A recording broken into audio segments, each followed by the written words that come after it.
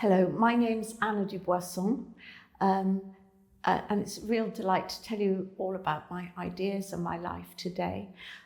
You can tell I've got a French surname, and that is my name, not a stage name. My family are originally way back with the Huguenots. We lived just north of Montpellier, and like many immigrants at that time, we were prosecuted out of France.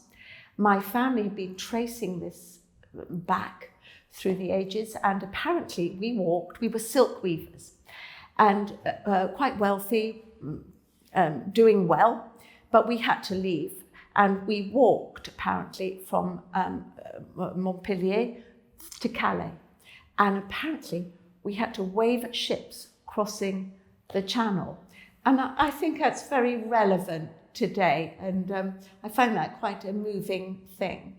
My family then arrived in London, very poor, had nothing, and they lived in Islington. Well, now that's fancy and expensive, but in those days, it was full of very poor people. And we found work there and began to prosper, I guess. It's a fascinating background, and I find the relevance to today more than interesting. Now, but I was born in Plymouth just after the war in 1947, and we immediately went to live abroad because my father was in the Navy. And unlike most children of that era, we weren't put into boarding school aged 5 or 6, which so many of my friends were. We were taken with my parents abroad. So we went first to Malta, and then we went to Cairo, then we went to Singapore, and then we went to Hong Kong. So it was quite an interesting childhood, if you like. It had lots of pluses. But the minus is that I actually went to 14 schools before I was 10 years old. So it was a constant change. And in some ways that has quite an effect upon one's life and how you form relationships later on, because you learn very fast and very young to make the most of it, get something out of it, and you move on. And you move on so instantly, so easily. And I'm not sure that that's always helpful in life, but it had other aspects which were so enchanting and so interesting to live in these different countries, to go to school there. And I've recently been back in the last 20 years to Hong Kong and taught there, and I found that very touching, actually. So there we were, having a wonderful life, quite, you know, when you father's a captain in the Navy, you live quite an elevated life, and there's people to look after every aspect of family life in places like Singapore and Hong Kong. And then we came back on a ship all the way back to Portsmouth, and we arrived on a grey, cold English November day. And it was quite shocking, really. And my grandfather, who I didn't know from Adam, arrived and took us, my 2 sisters and myself, I'm the middle child, took us off, and my parents went elsewhere. So it was all a bit of a shock. And we went to school in Plymouth, and then later on moved up to Lincoln. But I've missed out something that shaped my life in a very profound way. When we were in Hong Kong, it was pre-polio vaccine time, and I caught polio, along with many of my friends. It was a huge epidemic. And I was lucky because my mother insisted on me being nursed in a private wing at home. I didn't see anyone for about 6 months. But it meant I wasn't anywhere near other people who were contagious, as far as I understand it, in my memory. But it left me quite sort of weak physically, and disassociated with life, really. I didn't like schools anywhere, so I wasn't fitting in. We came back to England, and the doctors recommended that this awkward,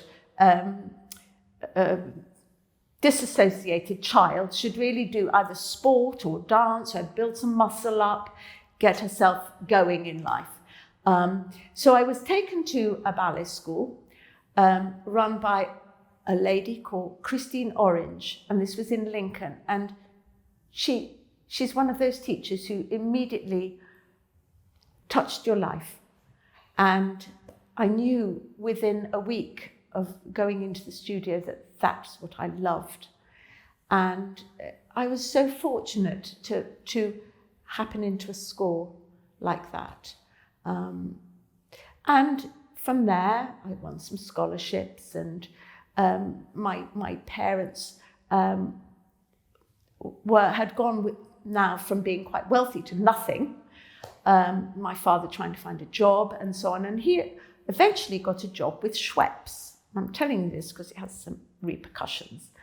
And the head of Schweppes, the CEO of Schweppes at that time, was the CEO of Schweppes, but he was also the treasurer for the Royal Ballet. A very eminent, educated, elegant man. And he heard that this little girl in Lincoln had some talent. And so he said, he was sent a message and said, bring her down to London, I want to meet her. So I came down to London, it was very exciting, I can tell you.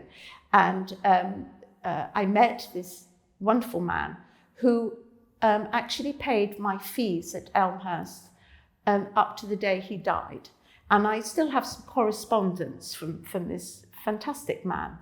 And that also, that kindness and that sense of understanding the importance of art has also had huge impact on my life and my sense of duty of what I need to give to dance, what I need personally to give to students. So that took me on quite a journey. So yes, I ended up at Elmhurst. I loved it because they were building a theatre at the time. It was in Camberley at that time.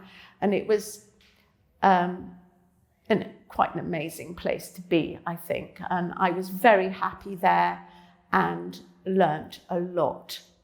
From there, I went to Rambert. And I was one of Madame Rambert's last pupils, I think. And it was at the Mercury in Notting Hill Gate. And it was a fascinating time because everything was still new and fresh. This is the early 50s, mid 50s. And it was a time when Merce Cunningham came over, Paul Taylor, all these companies were coming over from America, bringing new ideas and new thoughts to us. And so we went to the theatre a lot. Notting Hill Gate was a buzzy place to live. And at age 14, I was already in digs there. And we did everything much younger. We took jobs younger in those days. And at 15, I left and joined a French ballet company. There I was offered this job. And there was no way I was going to refuse this job because I'd fallen in love with a lovely French boy, and I thought that would get me to Paris. So off I went. And actually it was interesting. Small company where everyone had to do everything. We travelled all over Europe. And we had to take it in turns to travel with the skips and the set. Which is extraordinary to trust a 15-year-old to cross borders with the company's sets and costumes and try and negotiate all the way, from Paris to Yugoslavia. In those days it wasn't easy to cross borders at all. But it was a huge learning curve, and the director was formerly with the De Cuevas company, which was an offshoot of Diaghilev.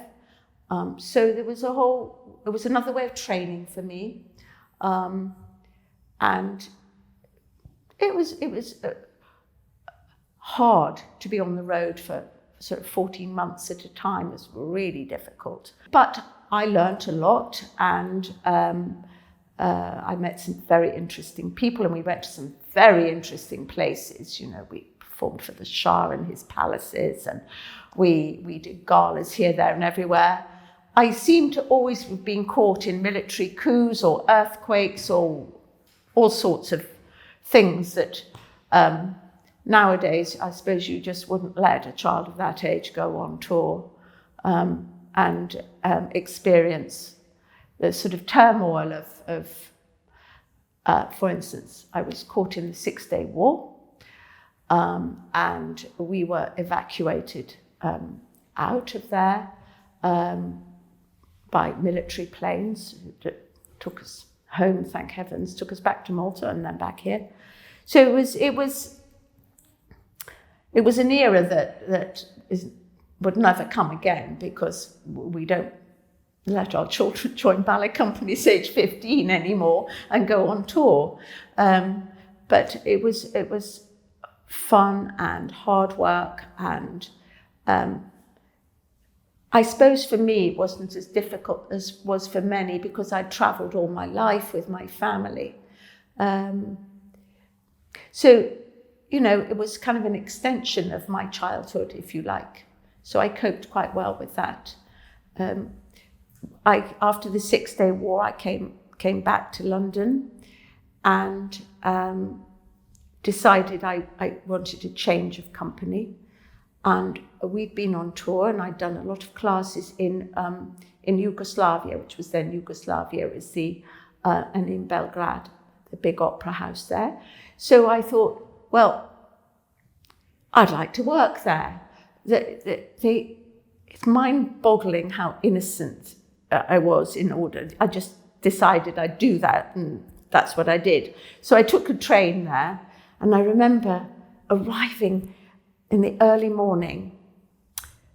It'd been an all-night train, and I think it must have been about 6 o'clock, and I couldn't remember where the theatre was in relation to the train station. So I got out and I wandered into town, and it was a miracle I found the theatre, and I sat on the steps of the theatre till I saw dancers arriving, you know, obviously for class.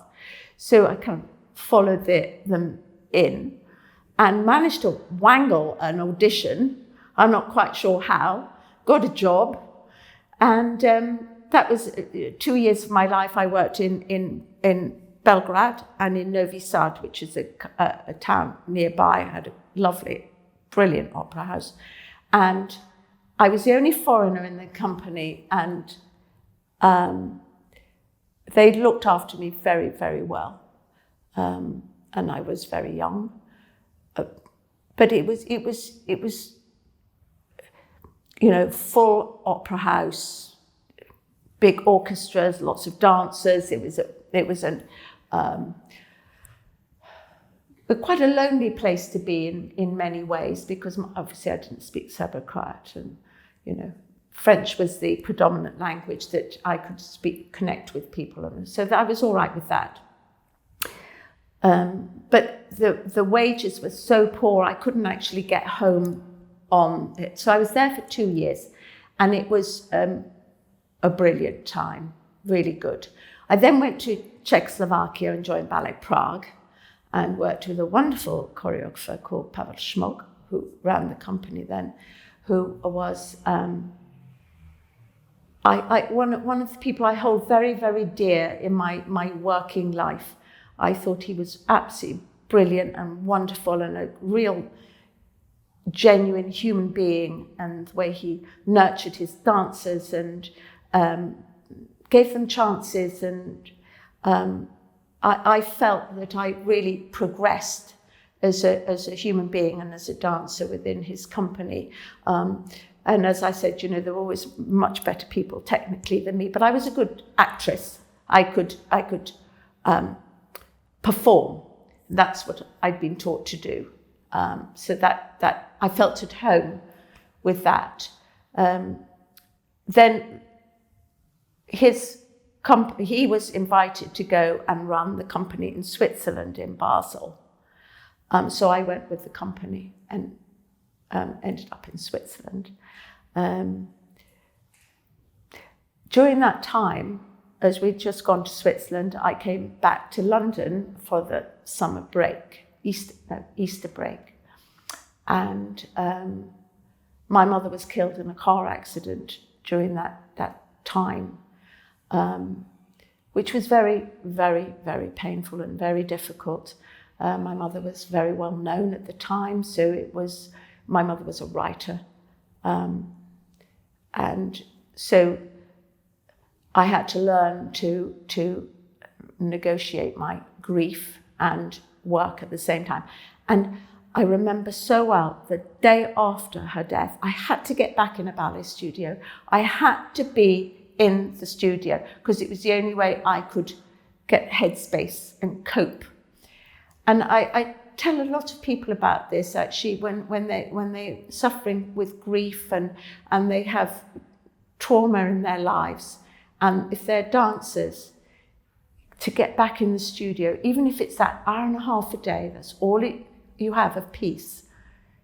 It gives you that. It's that, you're enclosed in the music and in the movement, and it gives you that little bit of peace, no matter how hard it is. And so that's the way I coped with it and got myself back into the company and just worked very, very hard indeed. But I love to work hard. It's what keeps me going. So yes, when we were in Switzerland, I married a lovely Swiss guy who was a lawyer, and I had a little baby. And I was the only person in the company who had a child, so it was quite odd in those days. Yeah, this is early 70s, and dancers weren't having babies generally. The director at that time was a man who really thought it was just dreadful that a woman should have a child. And I wasn't going to take that lying down. I contested it and won. And I had a great dresser who looked after my baby in the dressing room. I had a cot in the dressing room. And I coped absolutely fine with it. If I was back in the studio 6 weeks after birth, and the dancers were hugely supportive.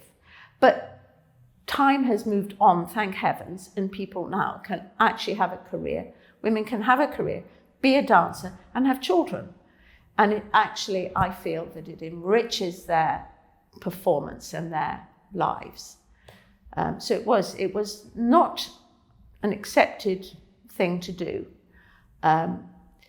And then when he was 3, I decided that I needed to come back to England, and personal life was difficult, so that's what I decided to do. And I came back with my son, and I was taking classes with Anna Northcott and Maria Fay and Errol Addison, and what a wonderful thing. I mean, I'd taken classes with Errol Addison since I was about 12, because I used to come up to London and do these open classes, which were in Great Newport Street. We had a pillar in the middle of a tiny studio. And there was his brother was Cyril Addison, and he played the piano. And after the ballet class, I was in pigtails and white socks. They would take me to the pub after. But it was great, because at those days you would have all the dancers from the Royal Ballet coming in, or Festival Ballet, which is now English National, would be doing class. And so for me, it was an extremely exciting time. So later on, when I came back with my own child and I decided to stop dancing, I danced from the age of 15 to 30. And that was pretty good, really. Good going, I thought. And I wasn't sure what I wanted to do I was really at sea. And I was doing my classes, still loving to dance, but not wanting to be part of a company anymore. I actually, if I'm really honest, I got quite upset at the way new young dancers were coming into the company, and they weren't treated well, they weren't nurtured, they weren't looked after. And I realized that I couldn't keep my mouth closed about this. So I decided I had two options. Either I could create hell for myself within the company, or I would leave. So I left. And so I was a bit at sea, not knowing quite what to do. And I applied to go to Canada because my sister lived there. And I thought, I'll just apply for a visa. And I'm not sure why, but my visa was turned down. And actually, I look at my part, there's no reason that it should have been, to be honest with you, but it was turned down. But in the same post that day, I got a letter from Edinburgh, from Mr. Mowat Thompson, he was called, offering me a job running his ballet school. And I have no idea why or how, but these two letters came, one with a rejection and one with an offer. And I thought, well, I haven't a clue how to teach. Why would I know? I haven't opened my mouth in a studio. I wouldn't know how to do this.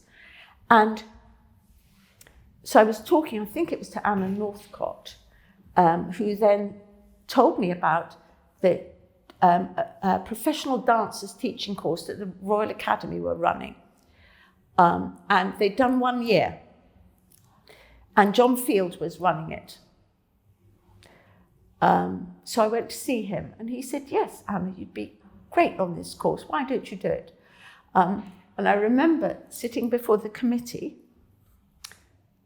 It's changed a lot. So, but then they were very hesitant that I would be able to manage their course and a young child. So I did say, well, if I can manage a ballet company and my young child, I can do this course. I can do it. So I started it off, and halfway through, I realized that I absolutely loved teaching. So it was kind of like it was my road to Damascus. It was really an important moment for me, and I thank John Field so much for believing in me. I think all of us have these lives where if you're lucky, you're touched by certain people who will really influence your life in a good way. And certainly John Field, who'd been director of the Royal Ballet, and he was director of the Royal Academy of Dancing at that time. And to have that belief set me on the road to teaching. And I was really fortunate because it just gave me that next path, which has carried me from the age of 30 to 70 plus. So, and that's what he did for me. And many other people, not just me. What a joy, to be honest with you. So up I went to Scotland with my little boy to run this absolutely delightful school. And once again, I was slightly sort of innocent in what I was doing. I just had my training, but that's all. I didn't know very much else. But I learned a lot. I loved working with the students. The director was terrific, and I was there for 2 years. But I really couldn't hack the weather anymore. And so I decided to come back to London, but there were other reasons to come back from London.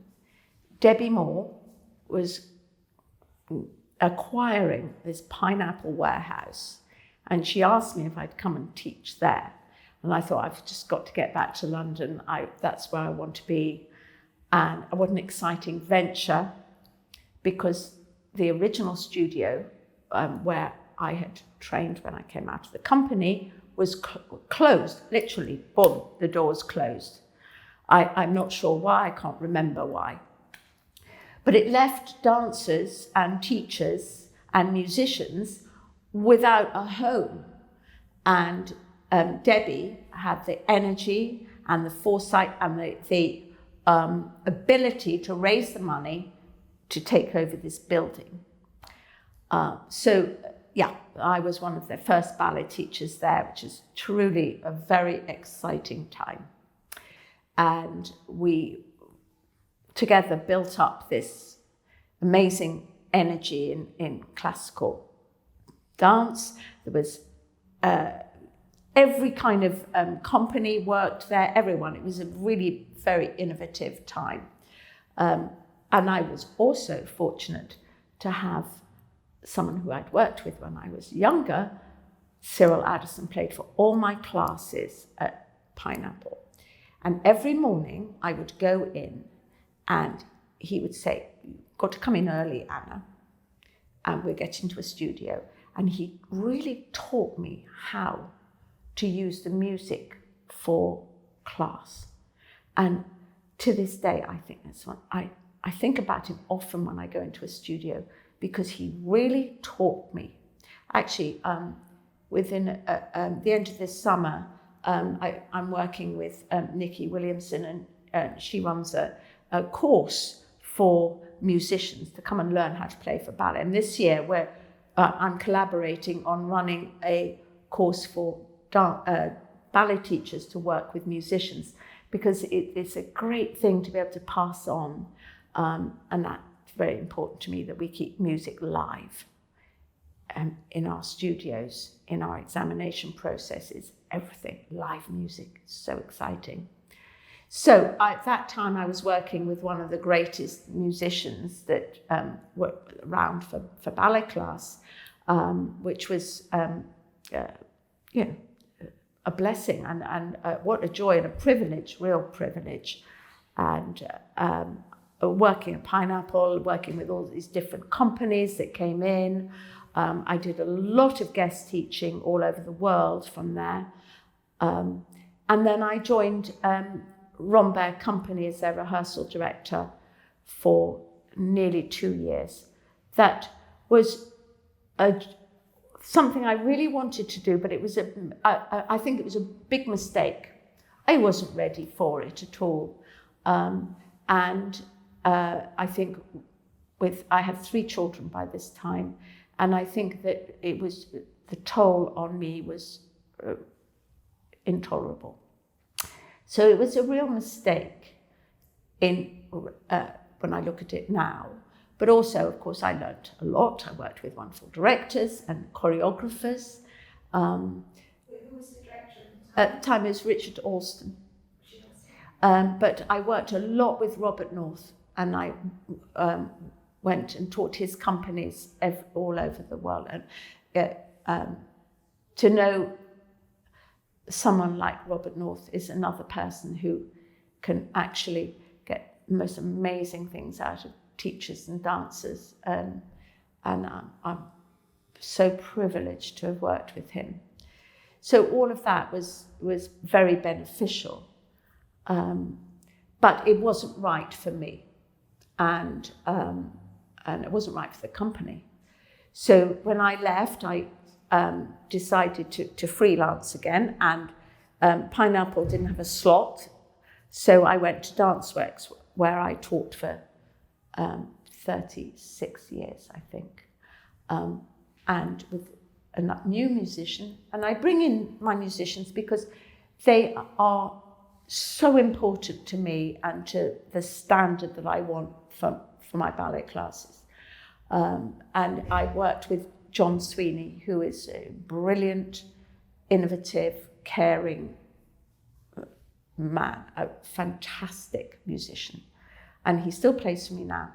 So actually nearly 40 years down the line, he's still saying to me, "Yes, but Anna, what's the tempo?" He takes nothing for granted, and he makes me stick to being demanding on myself and on the art of dance. And I think that's a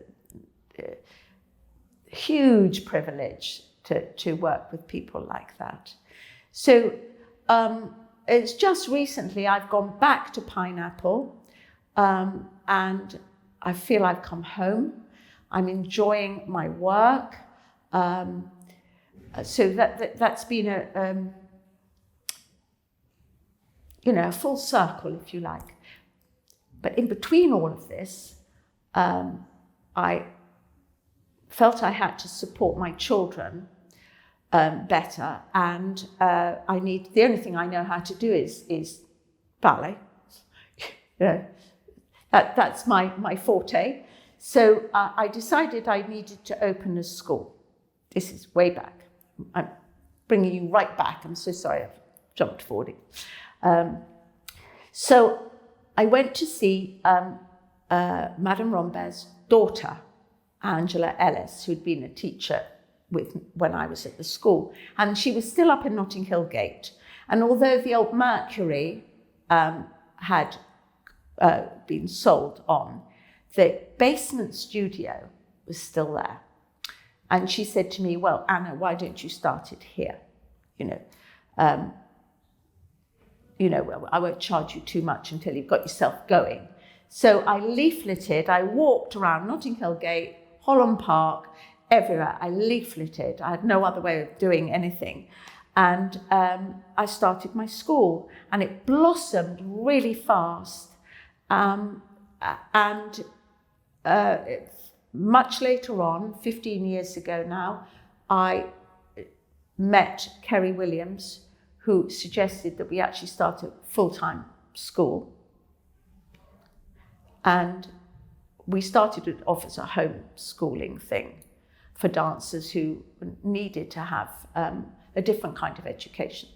And then the school kind of blossomed, and everyone warned me that, really I'm nuts to be starting an academy. I mean, with the legislation, the policies that the hoops you have to jump through, and it is a crazy thing. But it's one of the most rewarding things I've ever done.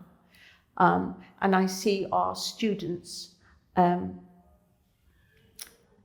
going out of here as wonderful people, kind, ambitious, and that's a great combination. And I try to tell our students that as a dancer, you need a really good ego, but you need a humble heart. And if you can combine those two things, you'll do well as a human being, not just as a dancer. And so that's the kind of atmosphere that we try to generate at the Young Dancers Academy, and that they do very well academically, and they all go to the top schools from here. So we're very proud of this little school. We have 50 students in the full-time academy, 10 per year group. Sometimes it's 12, but no more than that. So they get a lot of care and love and attention, which is the way I feel schools should be.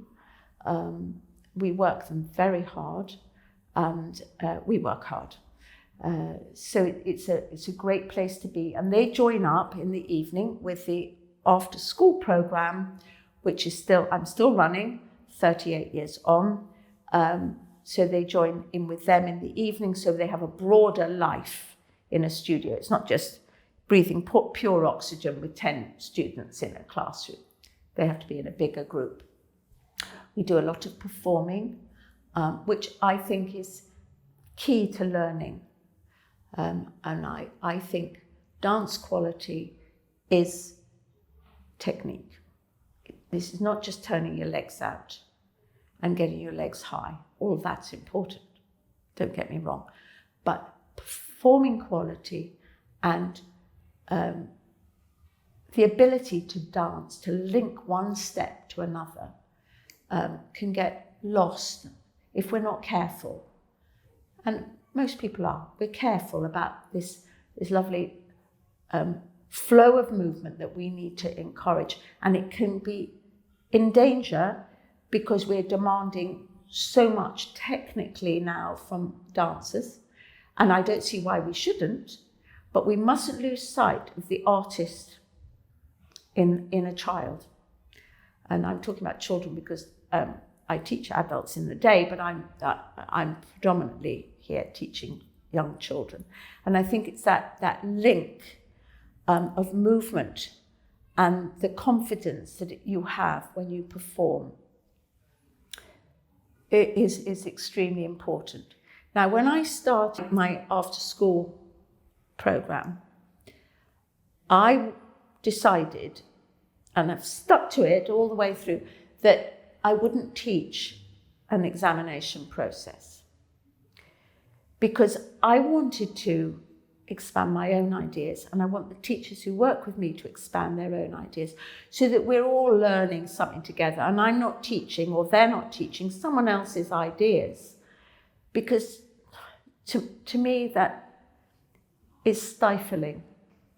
And if I'm going to make a mistake, which I do all the time, I want it to be mine so that I can move on and find another way of doing something. And I really try to encourage our teachers to do that.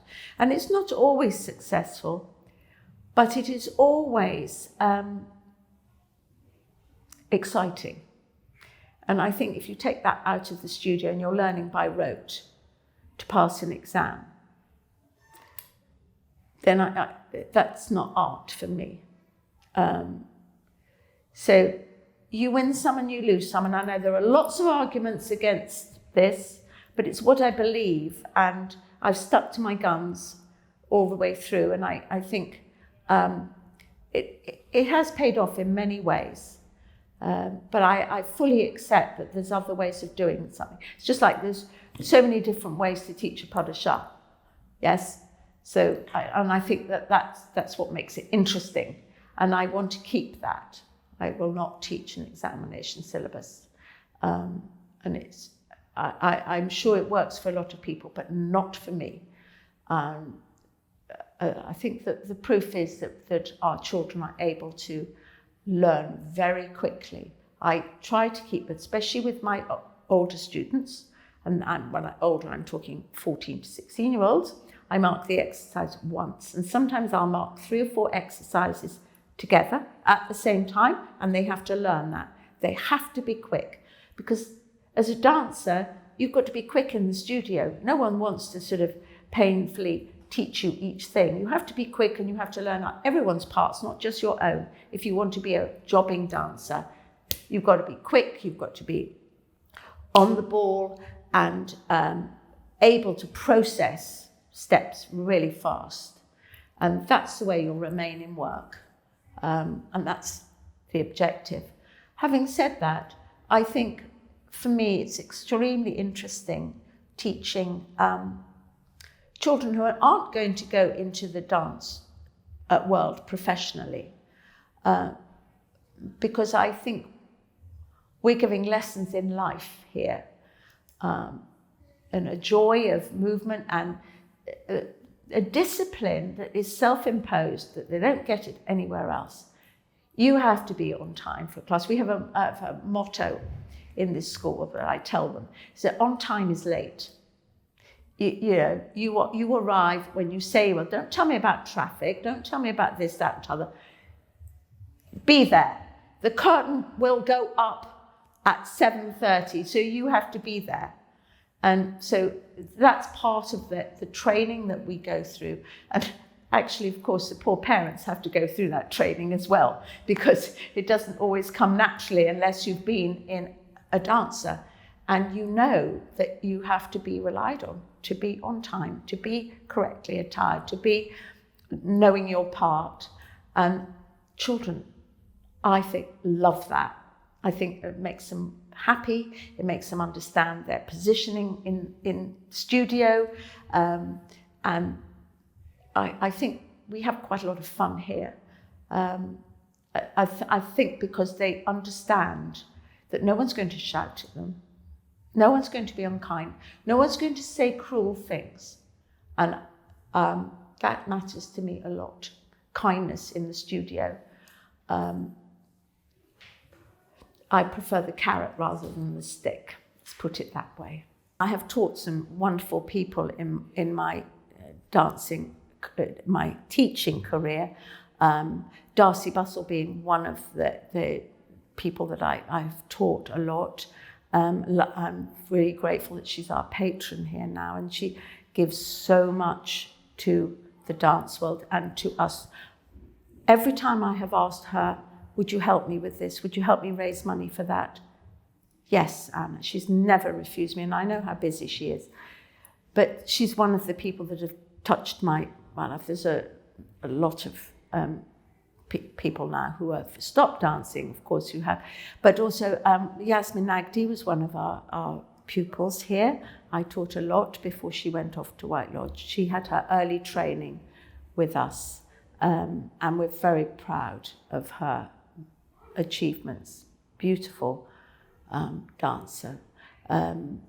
We've got people who are in English National Ballet, the Royal Ballet, every West End show you can think of, because we also encourage singing here and drama and musical theatre, because a dancer who comes in age 10 can look the perfect model to be a classical dancer, and life isn't like that. Their body's changed, their mentality changes, but you find another talent in them.